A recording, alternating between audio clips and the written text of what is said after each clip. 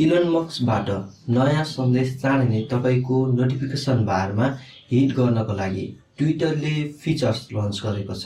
Twitter एपमा सदस्यता सुविधाहरूबाट हुने आम्दानीको झन्डै 70% र वेब भर्जनबाट हुने आम्दानीको 93% क्रिएटरहरूलाई जानेछ भने ट्विटरका सिइओ इलोन मस्कले माइक्रो ब्लगिङ सर्भिसले अब ग्राहकहरूलाई अनुमति दिने घोषणा गरेको छ।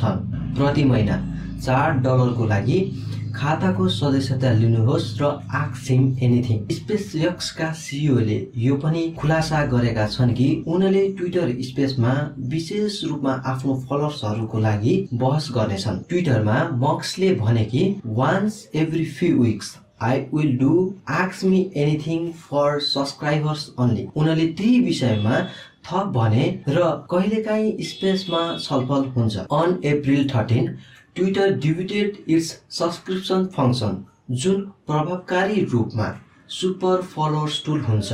व्यापारले प्रयोगकर्ताहरूलाई ट्विटर सदस्यता मार्फत माइक्रो ब्लगिङ प्लेटफर्ममा प्रवेश गरेका सामग्रीको लागि भुक्तानी गर्न दिनेछ।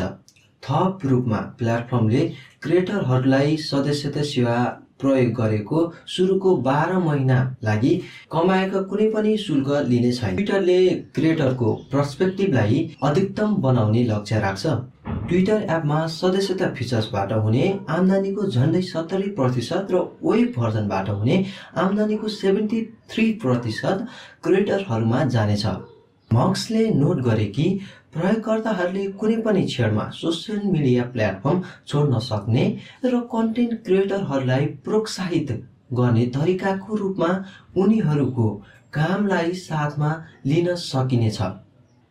ट्विटरले उनीहरूको कन्टेन्टलाई पनि प्रचार गर्नेछ।